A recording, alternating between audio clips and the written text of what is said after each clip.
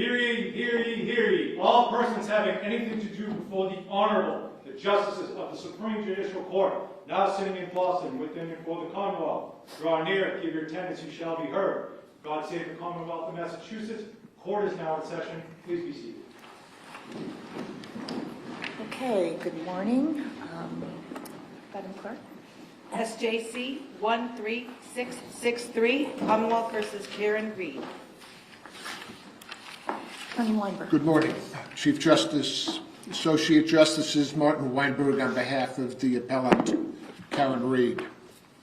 Today's appeal goes to the core issues regarding double jeopardy protection that safeguard defendants, in this case Ms. Reed, from the risk of re-prosecution for the very same offenses for which a prior jury was discharged without manifest necessity, without her consent, and we now know, based on the representations of 4 jurors, indirectly a 5th, no contradiction from any of the 7 or 8 other jurors, that there is a trustworthy, corroborated, and we contest uncontradicted showing that the prior jury reached a unanimous decision to acquit Ms. Reed of 2 of the 3 charges in a multiple count indictment that she was tried on in Norfolk County. I want to first... What is the factual basis for your assertion that the jurors who contacted the DA's office are different people from the ones who contacted yours? I don't have a basis to... Okay, so when you say 7 or 8, that's speculative? The numbers are that 4 of the jurors directly contacted the defense. A 5th, there was indirect proof that a 5th juror contacted the defense. A juror who could have been one of the 5 and could have been one of the 7. Okay, so you're not representing that it's more than 5? That's correct. Okay. What I am contesting is that there was no manifest necessity for the mistrial, which is issue 1. There was no consent, issue 2, and that this court's jurisprudence strongly suggests that the defendant has met her burden of production and is therefore entitled to a post-trial jury voir dire by the trial court, at which we contend the probability, if not the certainty, that that voir dire would result in proof that there was a final and binding... Mr. Weinberg, you jump all the way to acquittal, correct? Yes. Under Rule 27, the verdict has to be unanimous.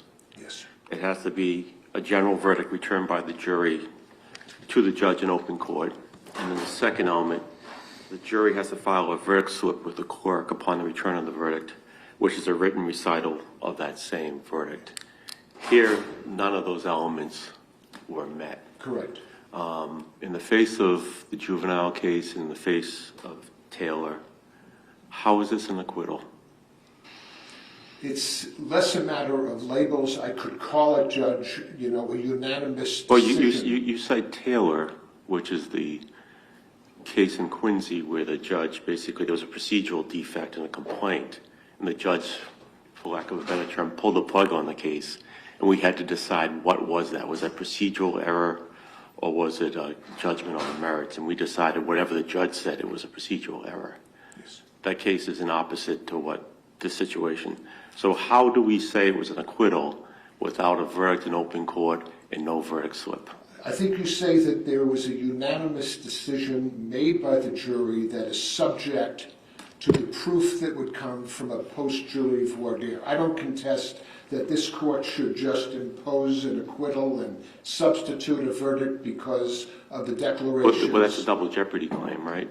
Yes, it's at the core of double jeopardy that if we can prove, and I suggest we've more than met the burden of production of proof, more than many cases where this court has remanded for jury voir dires, that if that jury voir dire established, which is what we contend it would if ordered, that this was a final and unanimous decision made by the jurors, but they didn't announce it. The post-verdict inquiry is usually or exclusively limited to extraneous information in front of the jury, charges of racism in the jury room, etc. Here, do you want us to carve out a new exception to that rule? I think it's an extension of prior precedents. Fiddler talks about not establishing inflexible rules that would expense justice at the price of certitude.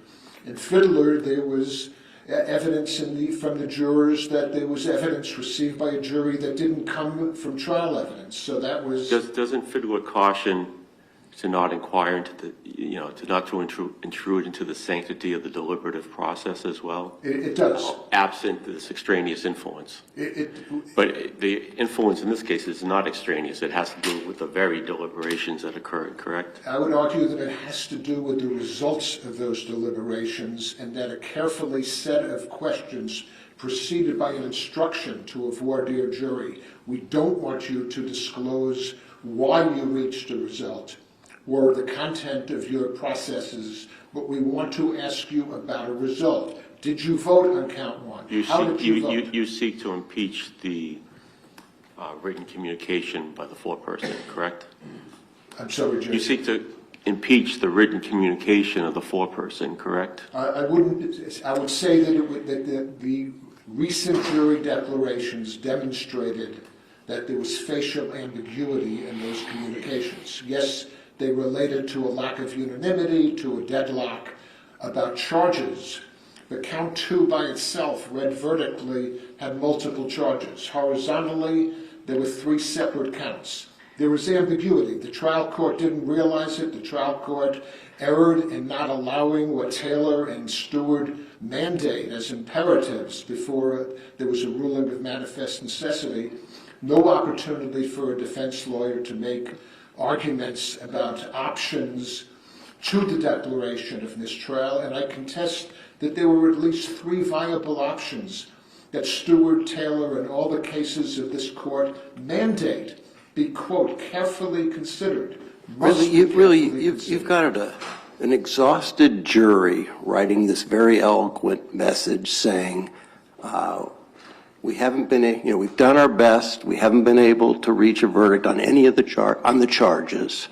There's no inkling in that they've reached verdicts on charges, or that this only relates to the second charge, right? Facially, there was the words charges and the words deadlock. There's no inkling of what's going to happen with this motion for new trial, right? Everyone thinks the jury's done its best, it's exhausted, it's tried every option, and everyone's resigned to trying the case again. I understand something happens later, but at least at that point, is it really a mistrial? I mean, is there an error to declare a mistrial?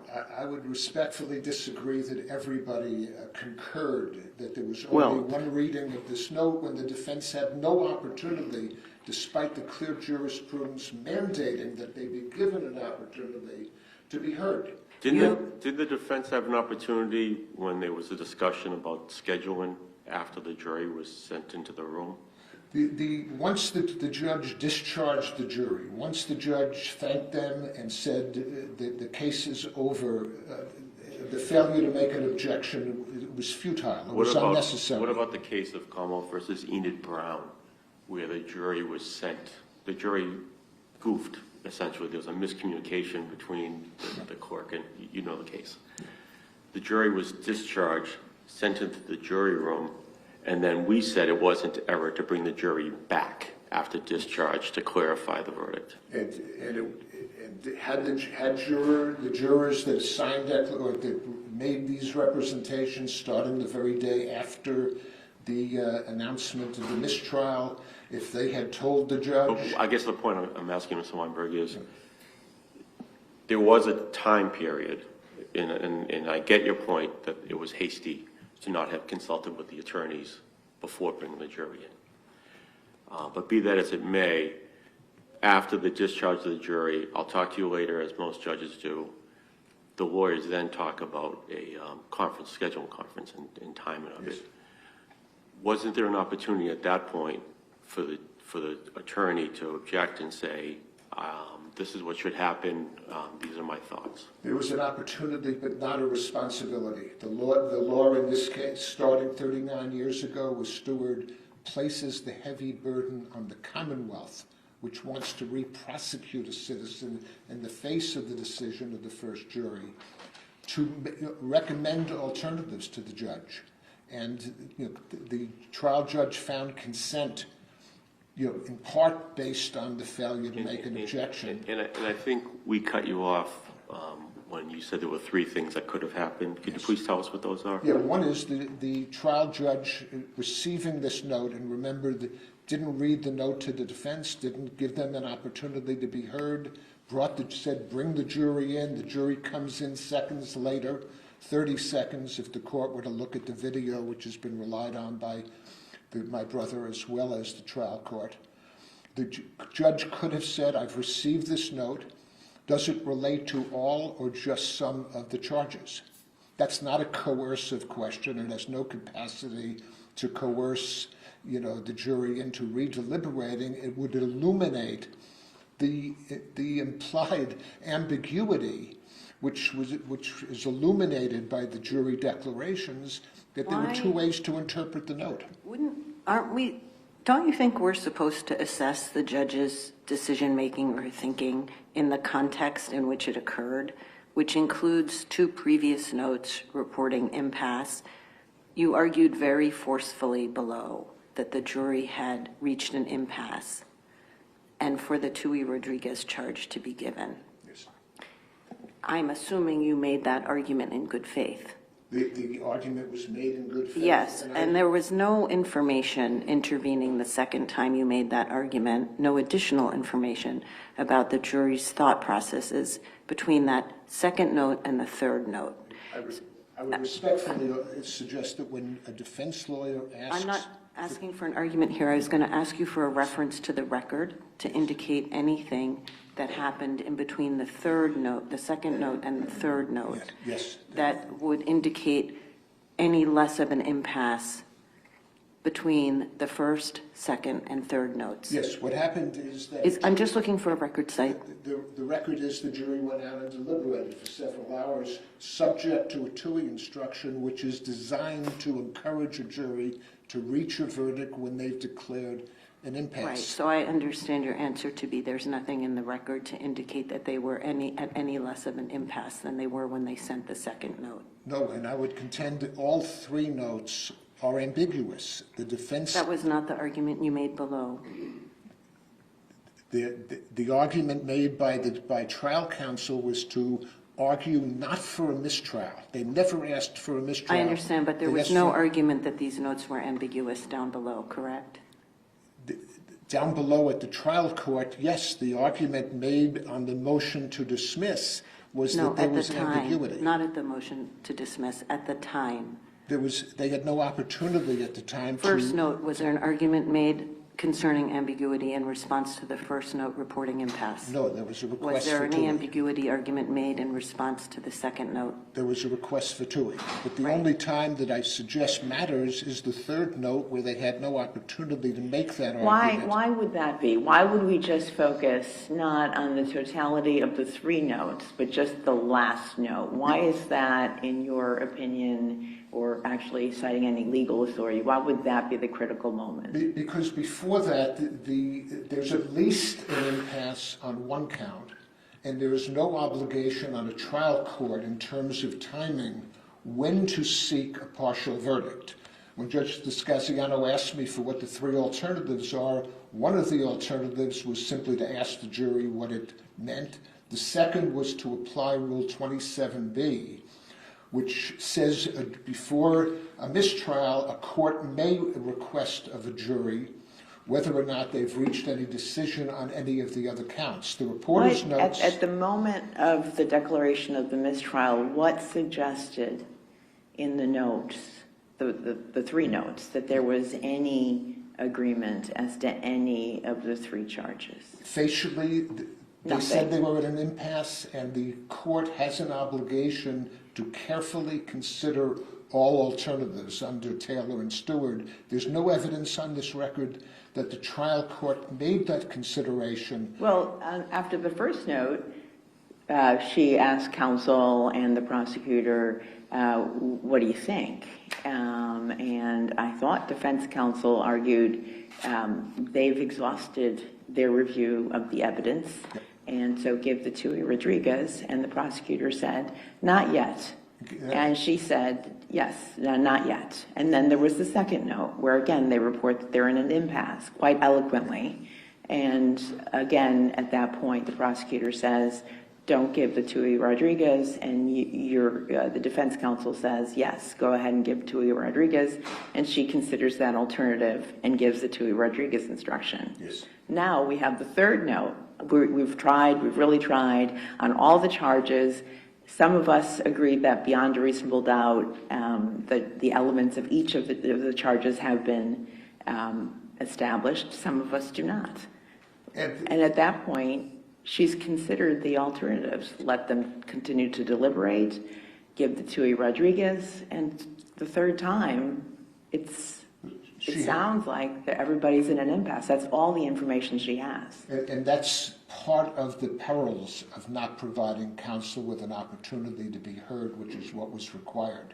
Because we don't know that the jury notes 1 and 2 didn't also relate to 1 rather than 3 counts. What the defense wanted was a verdict.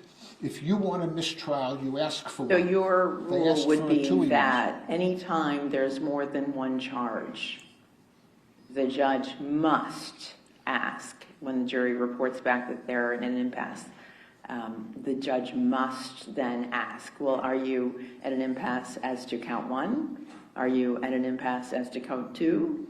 As to count 3? That's the rule? When there's a multiple count indictment, that's the rule as described by the reporter to 27B, which is a trial court must make that inquiry before ordering a mistrial. I thought it was a may, Mr. Weinberg. The may was in the rule. The reporter's note says must. I would argue the may relates to timing. In other words, there's no obligation of a judge at any particular time to ask the jury whether there's a partial verdict. But if you're going to issue a mistrial order, that's where the must comes in. In the ordinary case, the foreperson will say, we've got a verdict on counts 1 and 7, and we seal them, and then we continue on, and we can mistry the remaining counts, correct?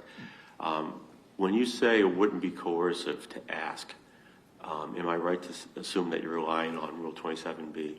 27B and the distinction in the Roth case, which is there is a risk of coercion if you're dealing with a single count with multiples, but 27B preempts that in terms of the importance of a mistrial order. And your argument to Justice Wendlandt, and I guess to me as well in the court, is that that is not discretionary. My argument is that given the core values of double jeopardy, that unless the defense consents to the mistrial order, the court has to comply with the guidance, the principles, the mandates of Stewart and Taylor. And here they complied with neither one of them. And that's absent any other evidence as far as the deliberations go and the notes that there's an agreement, or at least partial agreement on a particular verdict, correct?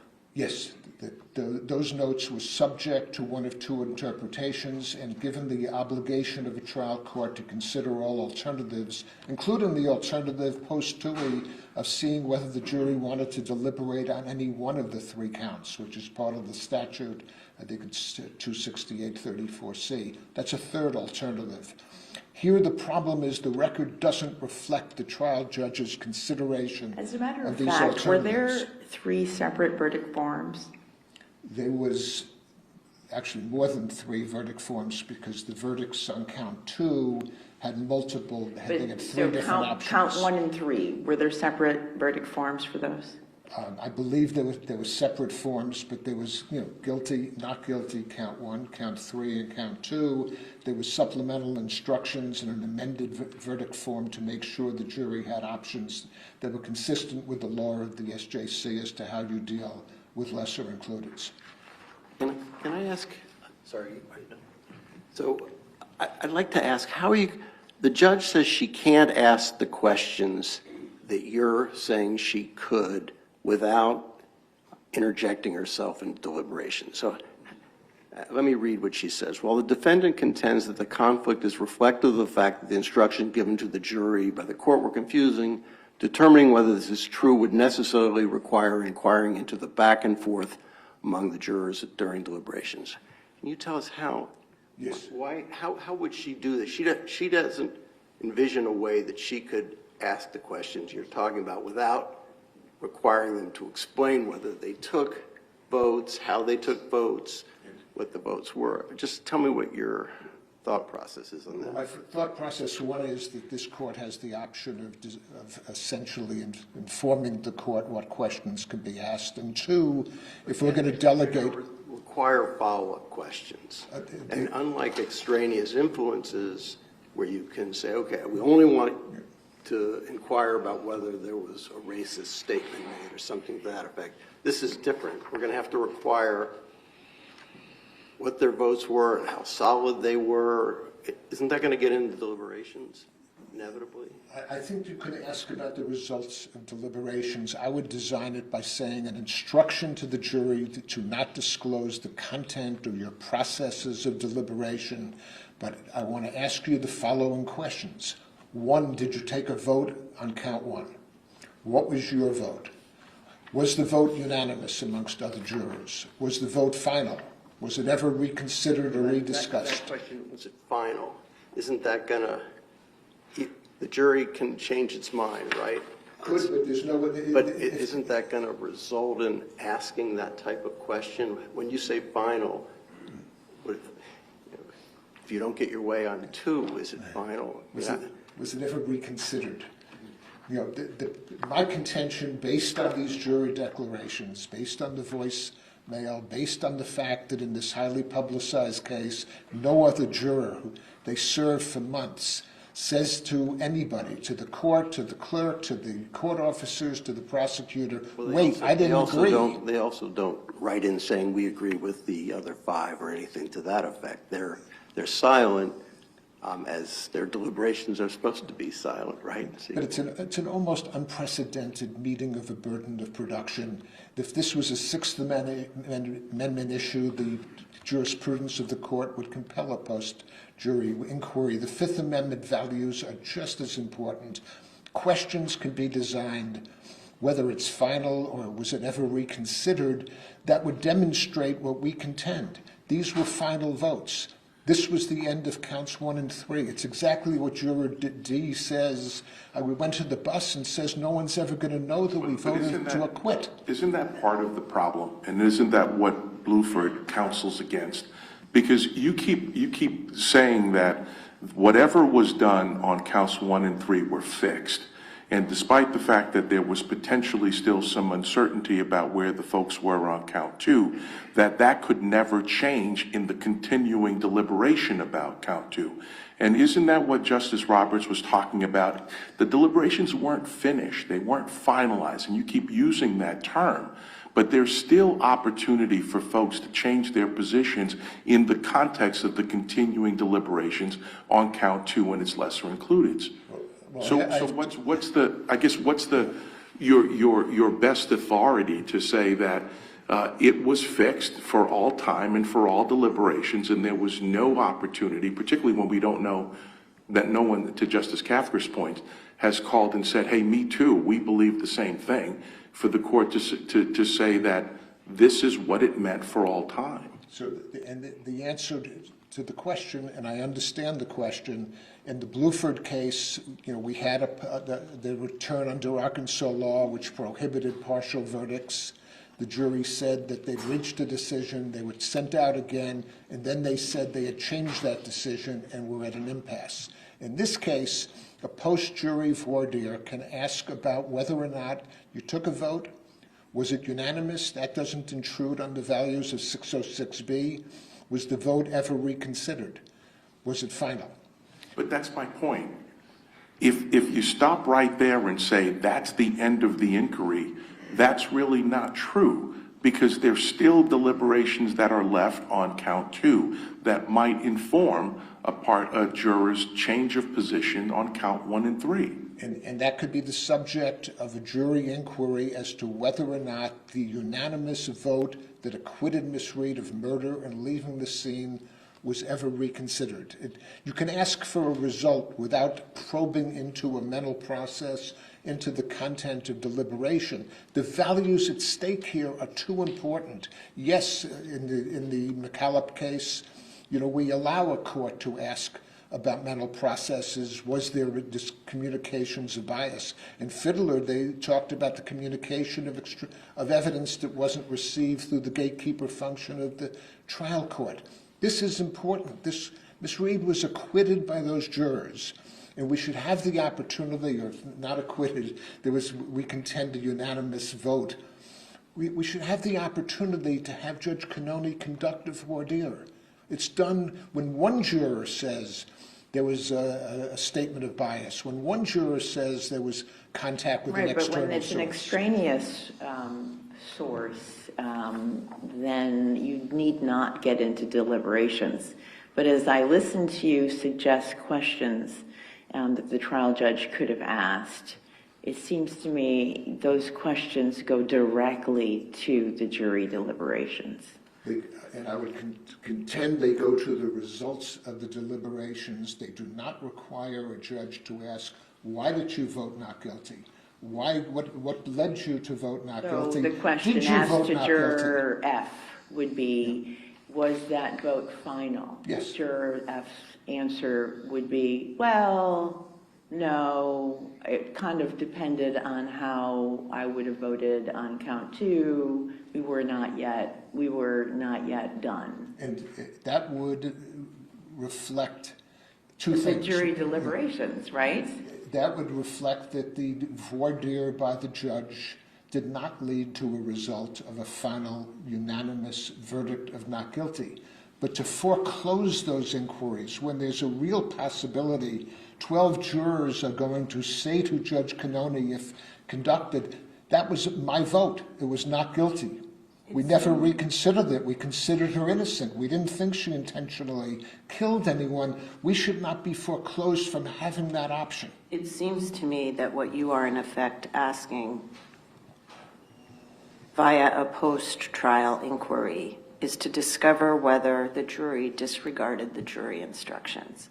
And the reason why I say that is that the jury were instructed to return a verdict after the final vote, and I'm using that as a direct quote of the jury. So when they had a final vote, they were then to check the appropriate boxes as to each charge, then sign and date the verdict slips. And it seems to me, or at least please correct me, why isn't this post-verdict inquiry that you're suggesting actually an attempt to try to establish that the jury didn't follow the instructions? We have a long line of jurisprudence that says we presume that the jury follows the instructions. Okay. And there is cases where, when mistakes are made by jurors, where they don't fill out the verdict slip accurately. The Capen case. That's not this case, though. No, this case, I think, is a stronger case for a voir dire because we're not impeaching a verdict.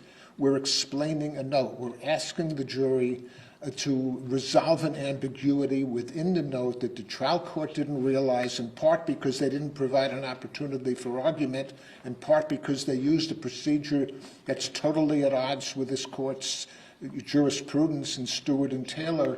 And before we get to the voir dire issue, we contest there was no manifest necessity. And before you shift back to that, what's the best case?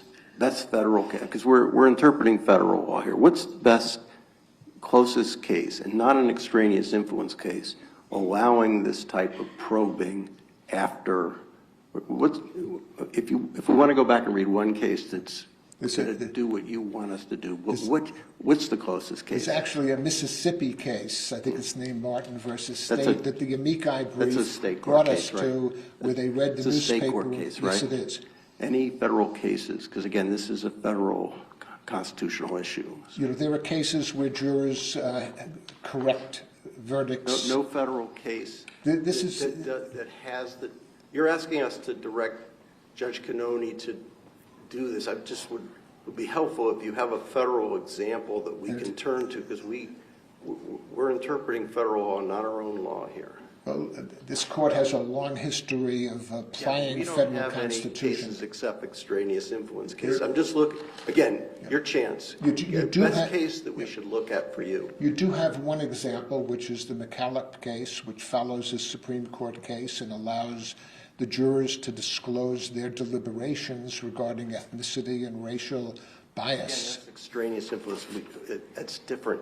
It's internal to, I think it's closer to the core of 606B. No federal case we can turn to, for example. Nor has the prosecutor come up with any case to the contrary. This showing by this jury, it's not going to open the floodgates for post-voir dire. Well, actually, that was my question. What's the limiting principle here? It sounds like if ever a juror comes back to the defendant and says, hey, that's not really what happened, then we open it up. This would not be a case where a juror has second thoughts, is reconsidering, didn't think he or she was listened to in the jury room. These are representations by 4 jurors that were unequivocal, unconditional. They said we reached a final verdict of not guilty, and So the jurors submitted affidavits? The jurors would submit affidavits. If we asked the judge, if you're not going to accept the lawyers' affidavits, please authorize the lawyers to go back to the jurors. But we didn't want to walk near the boundaries of 606B.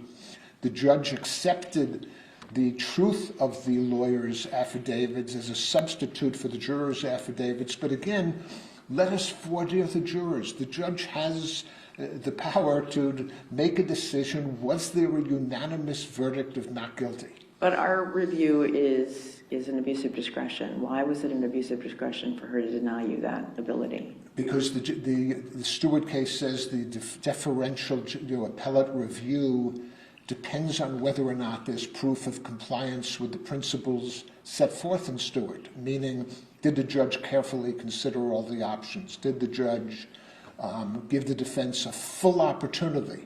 These were mandates, not discretions. They're conditioned precedents to the declaration of manifest necessity. It simply wasn't followed in this case. It wasn't followed the basic rules, Floyd P., which is when a jury gives a note, you share it with counsel, you listen to counsel, you get their views. We don't know whether counsel would have advised the judge about 27B, or would have asked the judge to ask the jury whether to... Counsel, can I go backwards on that? Sure. Because part of I don't know what part of this goes into the calculus, but you have 2 extremely experienced trial lawyers. No one in that room would ever think, potentially, a mistrial may be declared after Tui Rodriguez is given. There isn't any lawyer that's worth their salt that wouldn't think they might get a mistrial on this. So you know where the puck may be going when it comes to giving the Tui Rodriguez. And you say that there was no manifest necessity for this and no opportunity to be heard. How do we factor in that you've got to know that that's going to be on the table? Is that a mistrial? And what obligation is there on counsel to say, hey, before you declare a mistrial, let's talk about alternatives to that? So let me address that. Judge comes in, deviates from her prior practice where she gave counsel a full opportunity, announces to the defense lawyer there's an impasse, bring the jury in. If your honors would accept the audio video that, again, the district attorney has relied on, it's about 30 seconds till the jury comes in, but you hear a door open. Defense counsel don't know what's in the note. It hasn't been read to them. They don't know what the judge's intentions are. They don't know whether they'll be invited to come to the bench to discuss it. They have to be surprised they weren't given an opportunity. They hear a door open. The jury could come in 5 seconds, much less 30, and I stand before you with 52 years of trial experience to say no competent defense lawyer would risk the wrath of a judge or jury by interrupting that process, by making objections. So The judge said they're at an impasse, bring in the jury? Bring in the jury, and you can actually hear a door open. Okay, So and you have 30 seconds to object. But you don't know that it's not 5 seconds. You don't know the door's not open. You don't know the You jury. can say, Your Honor, may I see you at sidebar? In this case, that's happened repeatedly? No? Here, the defense lawyers did not know what the judge's intentions were. They didn't know what was in But the they note. did know that the jury had reported to her that they were at an impasse. They were in an impasse, bring the jury in. Yes, that was possible, but to What was possible? to ask to go to the bench, but Yes. this court... And did that happen? No, but neither did it happen that the prosecutor, who this court says has a heavy burden because they're the sovereign, they want to re-prosecute somebody after a mistrial, to subject them to the perils of a second prosecution. The trial court did not impose a burden on the prosecutor. They have more of an obligation in double jeopardy law to raise options to a mistrial. And I don't think it's fair to conjecture consent or to penalize a defense lawyer when they have been relying on a procedure that's lawful, where defense lawyers have a full opportunity to be heard. They don't know what's in the note. She doesn't need the consent of the defense to declare a mistrial. She needs to determine that there was manifest necessity for a mistrial, After a correct? careful consideration of all alternatives and after giving the That may defense an explain why, opportunity. perhaps, the judge did not inquire, was because given, I don't mean to replow the same territory, but this was the third note. It was the third note, but it was a note that demonstrated, because of the deliberations between the second and third, that the defense didn't want a mistrial. They wanted a verdict. Mr. Weinberg, are you aware of any cases, or can you let me know if there are any cases where the judge gives TUI, Yep. and then the jury comes back and says, we're deadlocked, as articulate as this jury was or not, and then the judge does something different other than just declare mistrial? Well, the statute itself says the judge has no right to obligate the jury to redeliberate, but every right to ask the jury whether they would consent to continue deliberations. And here I But contest. here, the jury said to continue to deliberate would be futile and only serve to force us to compromise these deeply held beliefs. Right, and in the face of that, do you think give it the old college try is okay?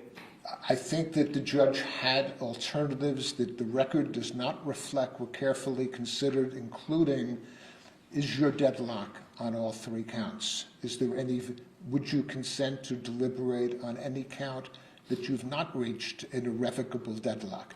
Questions like that are not coercive. Questions like that would have actually given the illumination post July 1, and I'm not arguing that that provides proof as to what the process was on July 1. And the statute, again, is a may, correct? The statute says, 27B says a court may make that request, but the Stewart and Taylor rule require careful consideration. That at minimum was an option not considered. The careful consideration is basically all that has gone on as far as the length of deliberations, a number of notes, et cetera, and what the notes say. That's part of the calculus, correct? Yes, the judge made her own judgment, and I'm not saying the judgment was irrational. I'm saying that she would have been aided by counsel. The law required she give counsel an opportunity to be heard.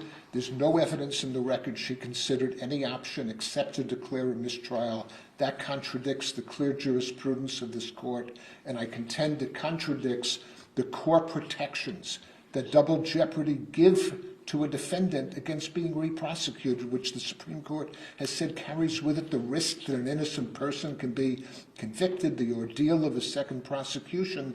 This court has given procedural guidance, conditions precedent. This is what the words are must.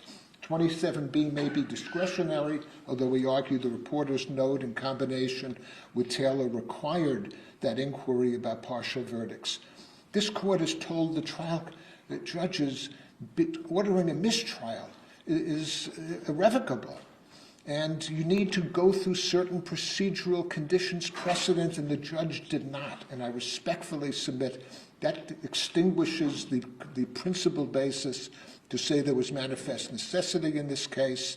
There was never a knowing and intelligent consent. The defendant never asked for a mistrial. And at minimum, secondly, we strongly ask this court to extend the Sixth Amendment jurisprudence, where you allow jury voir dires, into the Fifth Amendment. The Fifth Amendment is as important as the Sixth Amendment, and a jury voir dire conducted by an experienced judge can determine whether or not there was a unanimous and final verdict of not guilty on 2 counts, one of which carries with it life imprisonment. I thank you very much for the privilege of appearing before you today. Thank you. Okay, Attorney Schillinger.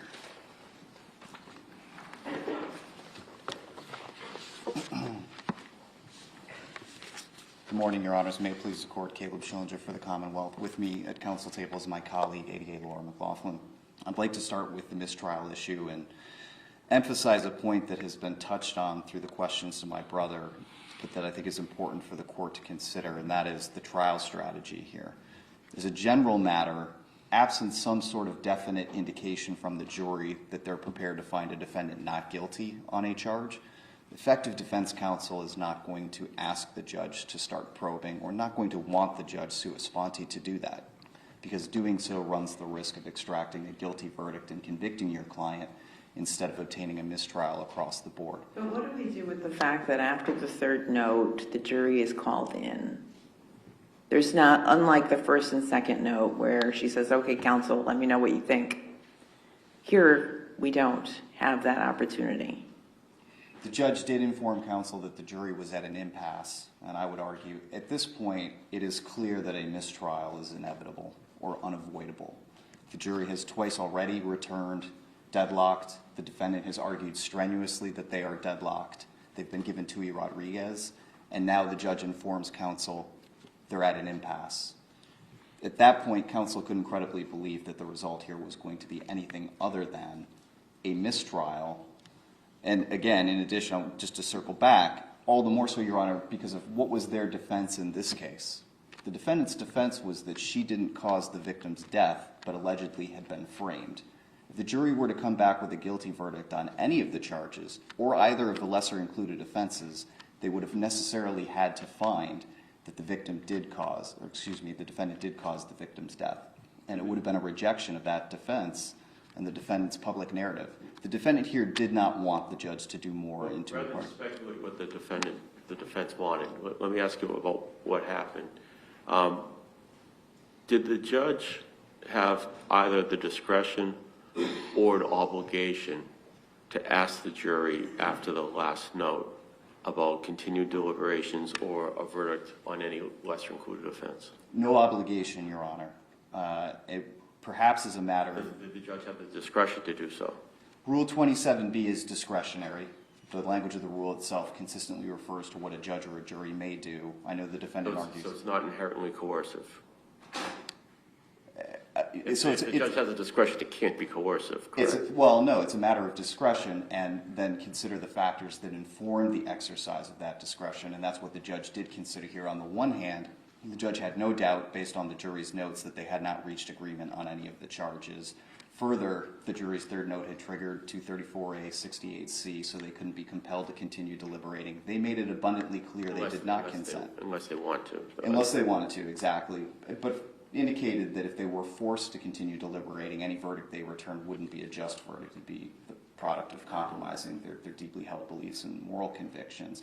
You have that on the one hand informing the exercise of discretion. On the other hand, you have strong countervailing reasons that argued against making further inquiry here, which is the potential for coercion. You have a jury that has sat through a grueling 10-week trial, nearly 100 witnesses, hundreds of exhibits. Now 4 or 5 days of deliberations, they've returned 3 times indicating that they are deadlocked, they are at an impasse, and they do not want to continue to deliberate. But counsel, I'm sorry to interrupt you on that because I don't want to miss this point.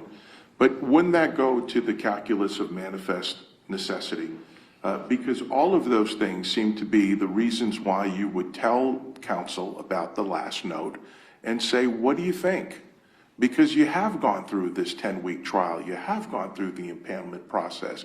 You've spent a lot of time, energy, and money, anxiety and angst in this trial. Why, when we talk about what potentially we could do short of saying, mistrial, let's start again? Certainly, Your Honor, and I think, in hindsight, seeing, the quote-unquote remarkable turnaround of the defendant's position, would it have been better, would it have been preferable for the judge to take that extra step? Perhaps, and another judge might have done that.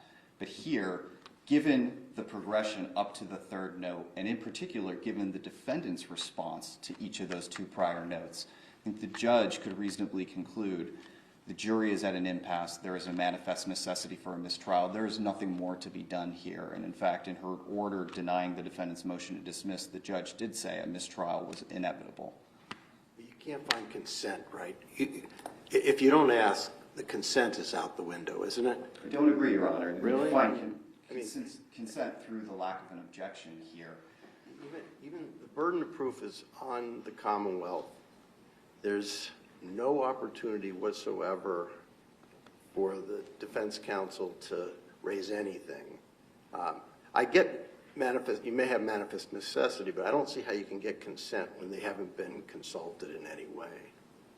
They were consulted in response to the first two notes, and what was the defendant's response to those notes? It was to argue in favor of due and thorough deliberation and accelerate the process at every step toward a mistrial. But pushing towards a verdict is different from, that's different. I mean, they want a verdict. Because they want Tui Rodriguez doesn't mean they've consented to a mistrial. Even so, Your Honor, they had opportunities to object. They could have objected while waiting for the jury to enter the room. 30 seconds is ample time to at least ask, may we be heard at sidebar, Your Honor, after being informed that the jury's in an impasse. They could have brought the issue up again during the scheduling conference after the jury was excused to the jury room, and even after that, they still could have brought it up, and we cited in our brief Fuentes as an example of where a defendant lodged an objection after the fact, after the jury had been excused to the jury room, and at that point the judge did still consider counsel's arguments. And I think given the defendant's response to the prior notes, it being clear what the defendant was advocating for here, and at the point of the third note, it being unavoidable based on manifest necessity to declare a mistrial, the absence of an objection here, or even asking to be heard, Your Honor, indicates consent.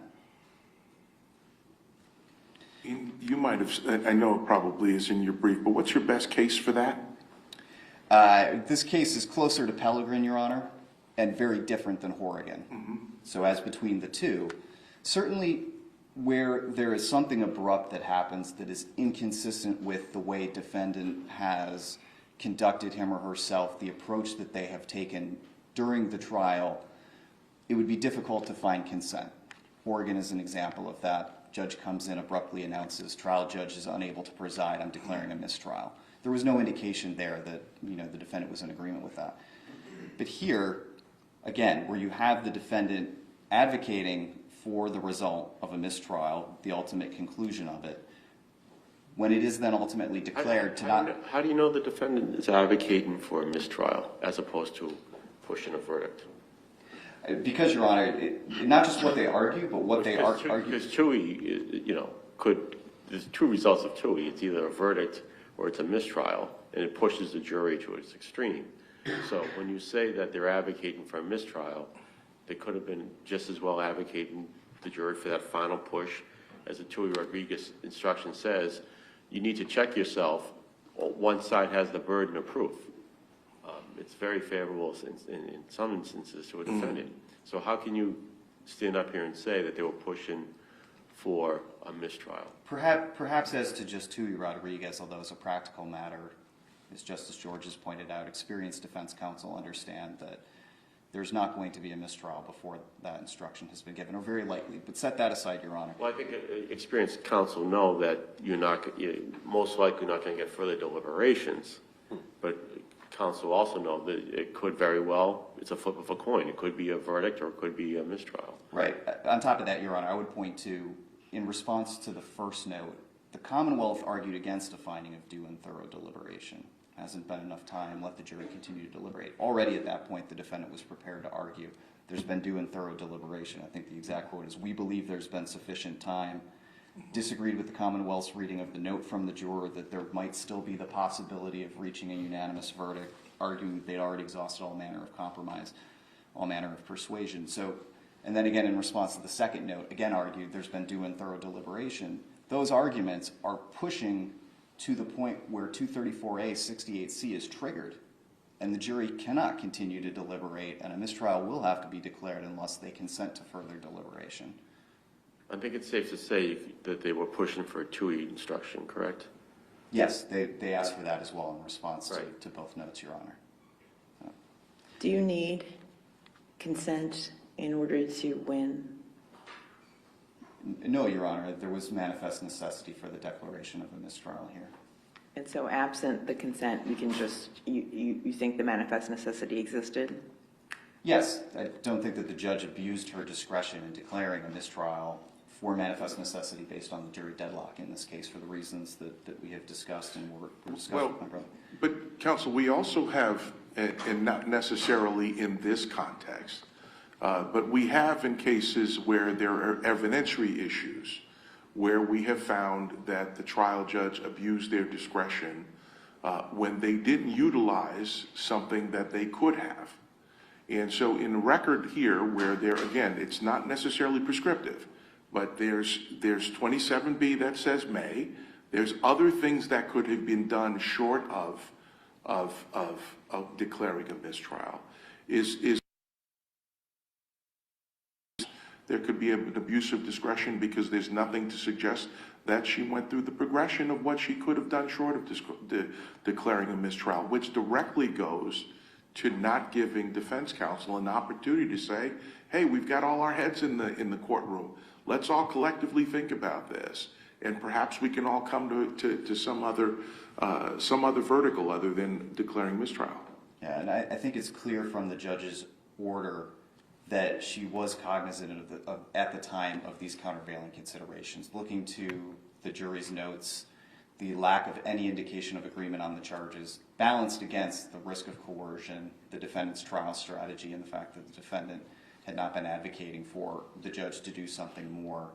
I think it's clear that the judge was aware of these considerations and balanced them in a way that was not an abuse of discretion. Might a different judge have reached a different outcome here? Perhaps.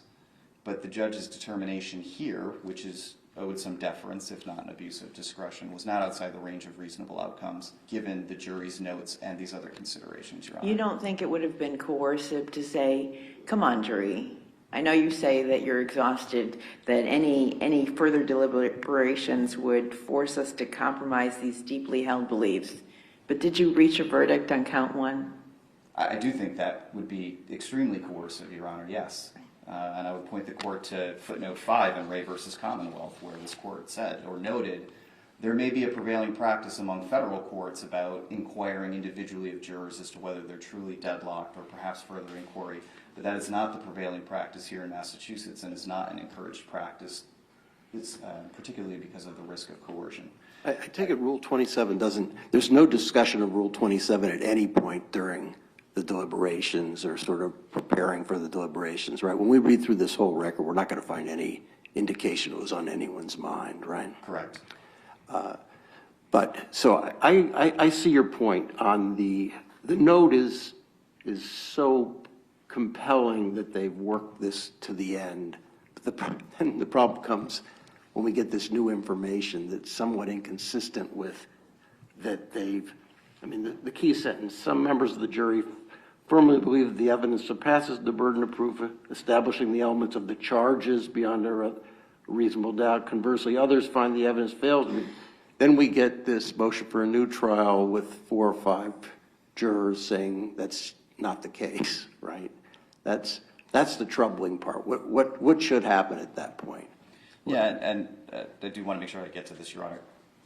The alleged agreement reflected in those statements is not an acquittal. It lacks finality of a verdict, really for 2 reasons. One is the reason that's already... I get that point. I'm just trying to figure out what should the judge do at that point?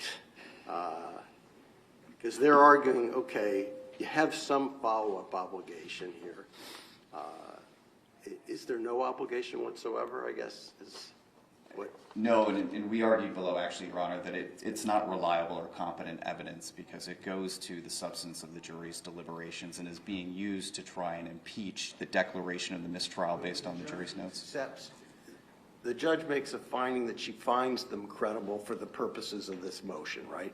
So she doesn't say they're unreliable, but rather accepts their reliability and then concludes that nonetheless that she can't inquire here without invading deliberations. It's different from reliability. She's given up the reliability point, right?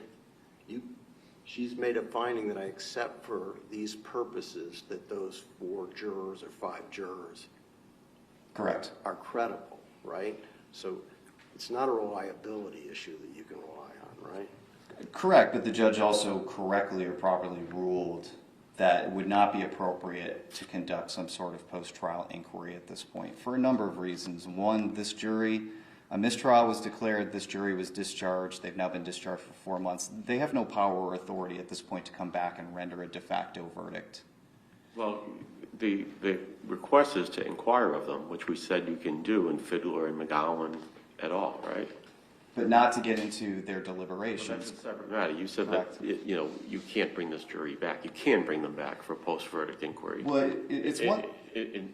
Under the guidance of Fiddler, et cetera, right? It's one thing, Your Honor, to bring a jury back and inquire as to extraneous influences to determine whether a verdict that was returned and affirmed may have been the product of other than a fair and impartial jury. It's quite another to bring a jury back to essentially construct a verdict that was never What returned. Mr. Weinberg argues is what we protected are the Sixth Amendment rights to a fair trial, but he says we should expand our law, as I understand him, to include the Fifth Amendment right and double jeopardy protections as well. What's your response to that? Why not? I agree with the reasoning of the appeals court in Di Benedetto that it can't simply be the fact that it implicates a core constitutional right to allow for this sort of inquiry. And here, unlike... Why not? Why is the Fifth Amendment any lesser of a right than the Sixth? It's not that it's any lesser of a right, Your Honor, but although it is different than the Sixth in that here there's, a balance of 2 competing public policy considerations. It's not simply the defendant's right, there's the public's interest and right as well. So it is different than, for example, the Sixth Amendment right. Well, doesn't the public have an interest in finding out the truth of what the jury decided? They have an interest in a just judgment that is in fact a final outcome or final verdict here. But setting aside whether expanding it might be appropriate, it cannot be done in this case without getting into the substance of the deliberations, and I think my brother revealed that under questioning.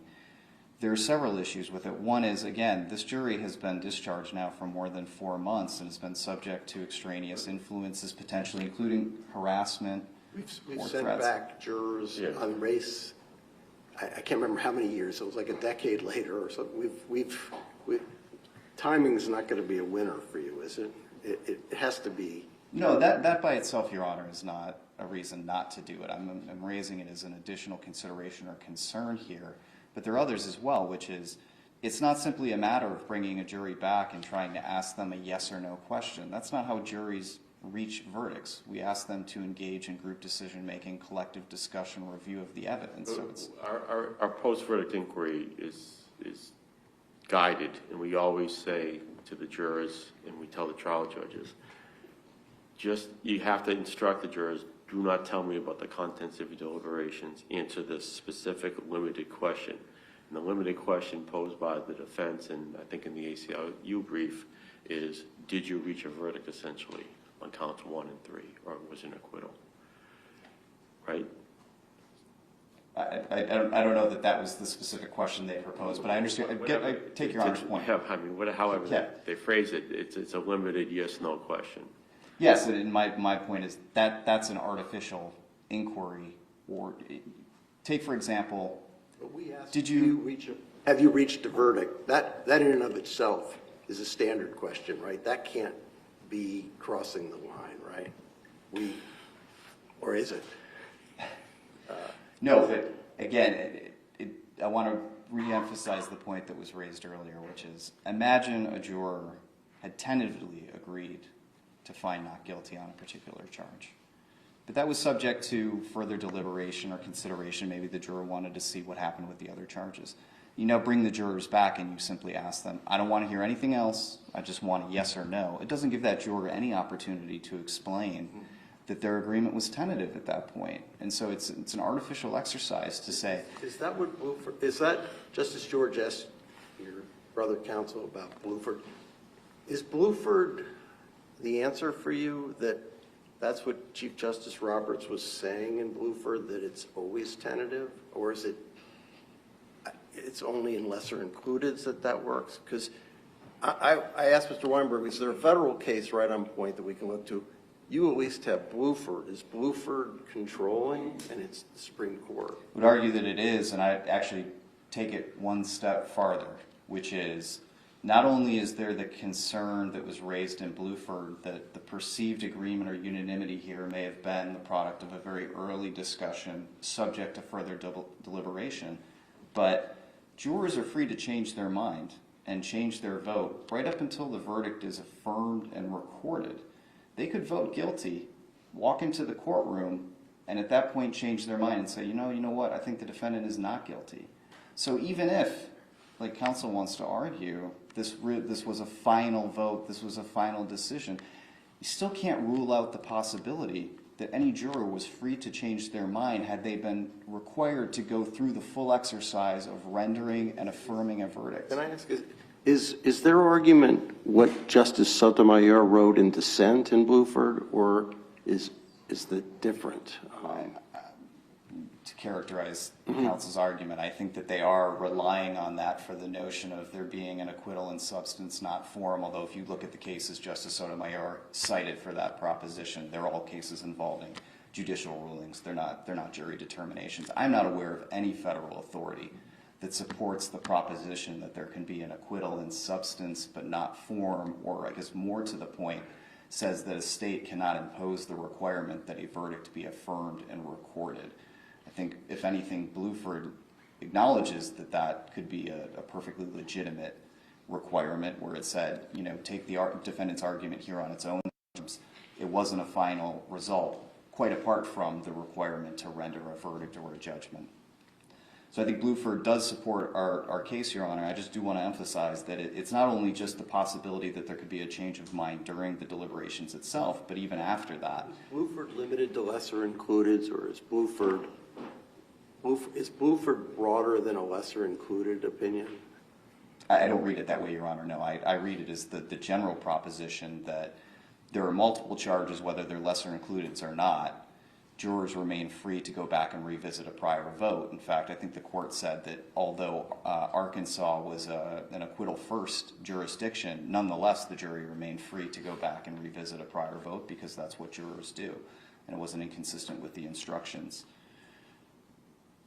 I want to emphasize one other point, which is, at most, what we're talking about here with these juror statements is a snapshot of the jurors' deliberations, but you cannot short-circuit the verdict requirement and rely merely on such a snapshot. And it's important because it protects defendants, too. You could imagine a different scenario where a juror comes forward and says, notwithstanding the declaration of a mistrial, we all took a vote, and we found the defendant guilty of murder. If the Commonwealth were to come forward and say, effect should be given to that vote, there can't be any serious doubt that the defendant, whether in this case or in a future case, would argue that is not a valid verdict and shouldn't be given any consideration. Unless Your Honors have any other questions, Commonwealth would ask that the defendant's petition be denied. Okay, thank you very much. Thank you. Court, all rise, please.